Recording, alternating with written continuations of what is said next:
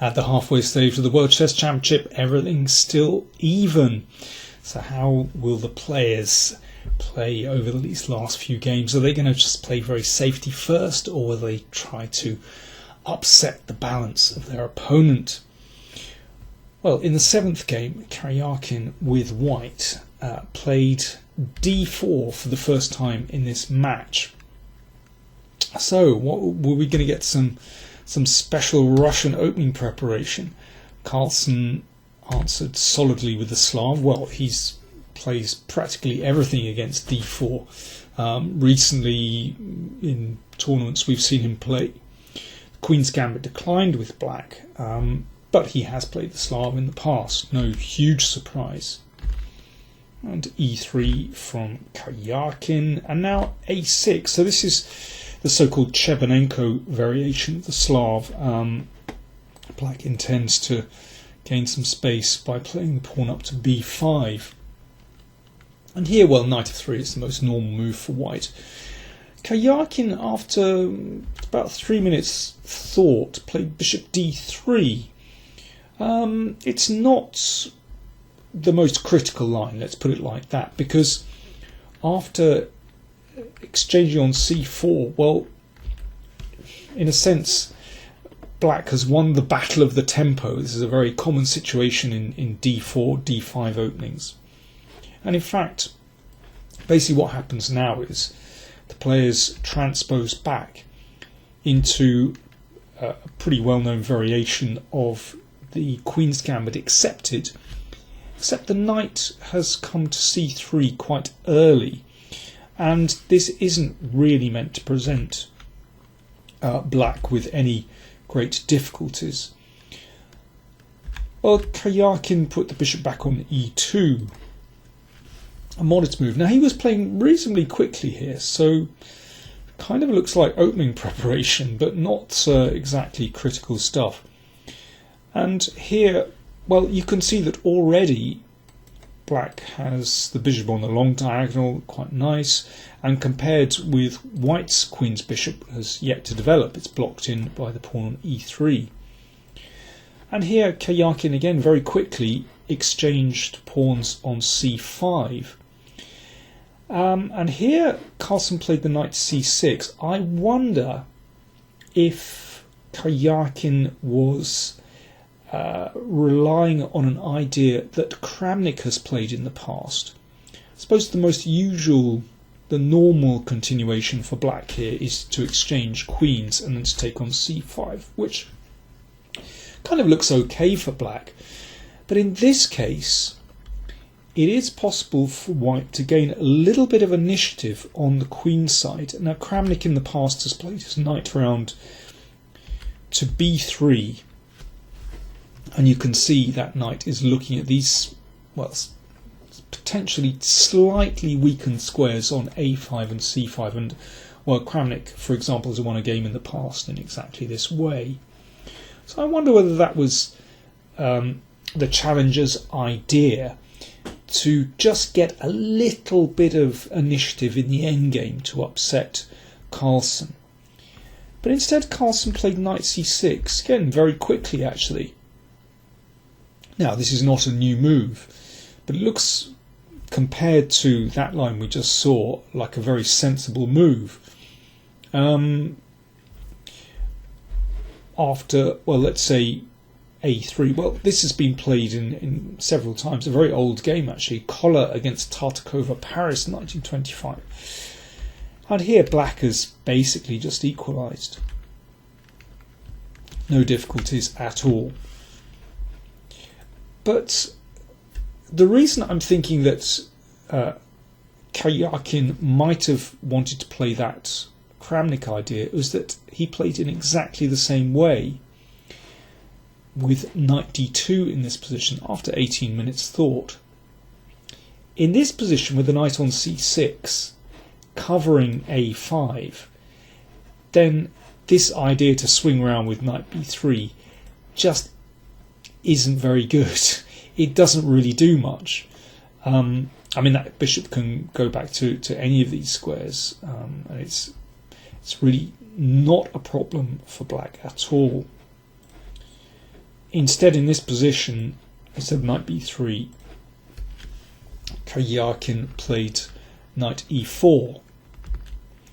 This was exchanged, and bishop came back to e7. But really, black doesn't have any difficulties here, and the basic difference is that white has yet to develop the bishop on c1. Black has already developed the bishop on b7. Position is virtually symmetrical, but black is slightly ahead in development, and Carlsen started to seize the initiative, in fact, with knight b4, so the bishop hits the knight on e4. That was defended, and here Carlsen castled, which was not a bad move. He could perhaps have taken the initiative, a little bit of initiative, with f5. I'm surprised he doesn't do this, because he doesn't really risk anything in this position. He exchanges and bishop f6, and now, well, if the rook moves, then pawn a2 is on prise, so white has to play knight d4. Then king f7. Black is a bit better in this position. I mean, with correct play, I think it should be a draw, but he could have played that. Instead, he played castles. Okay, it's also a little bit more comfortable for black, although basically I think white has solved his opening problems here. And here I was expecting Carlsen to play something like bishop d5 or rook b8 to defend that bishop on b7. But instead he played a very casual move, rook c8. And then normally, of course, this just looks like a very sensible move to play the rook here. But Carlsen forgot or underestimated, who knows, that the bishop on b7 is unprotected. And it allows knight f6 check. This gets taken, then bishop b7. So the bishop threatens the rook and, well, potentially the pawn on a6 as well, or in a moment, the pawn on a6. There are lots of pieces on prise here. Carlsen took a rook in the corner. Karjakin took the knight. So two rooks still on prise and that bishop. And now Carlsen has a choice. He could have exchanged queens and played this endgame. So more exchanges, bishop comes back and then bishop f6.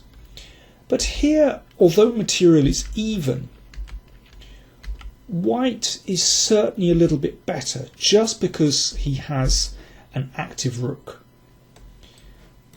So just a little bit of pressure, and it's hard to alleviate that pressure. But instead of that, Carlsen played very pragmatically. He decided to give up a pawn. He retreated the bishop. Bishop f6. White took the rook. Exchanges, and rook f8. And bishop takes a6. So white is a pawn up. I mean, that variation was just about forced. So this is the endgame that Carlsen has chosen.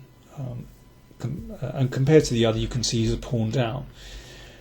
But realising this advantage, of course, is terribly difficult, because it's not really possible to create pass pawn on the queen side, and it's extremely difficult.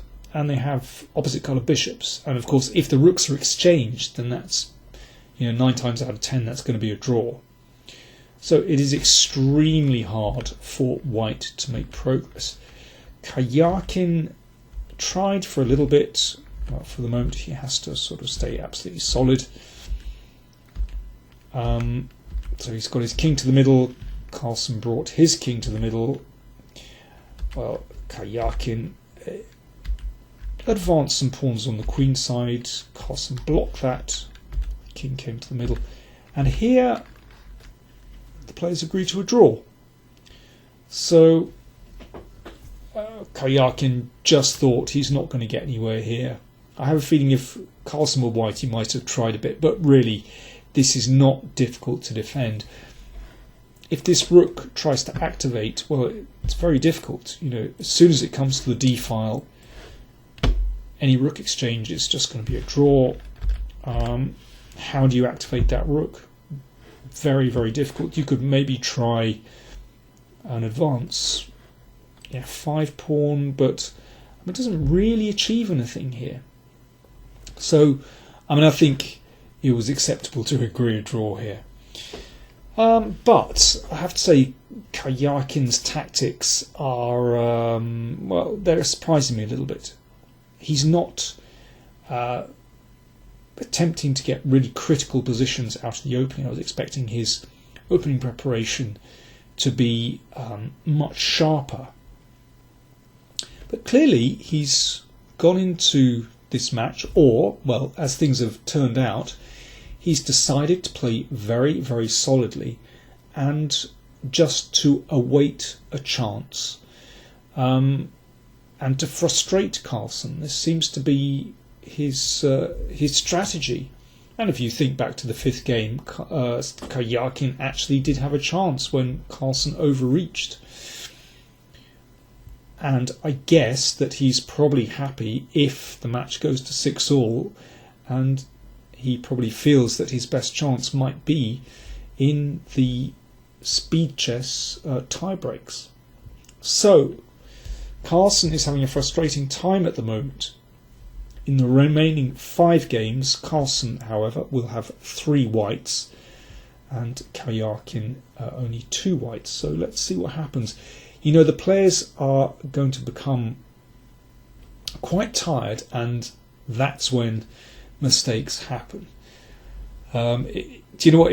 At the moment, it makes me think of football games where commentators say, in those kind of football games where both sides are playing kind of catenaccio, and there aren't many chances on goal, and the commentators usually say, well, it's like a game of chess out there. Well, now I can say in this match, it's like a game of football. Till tomorrow.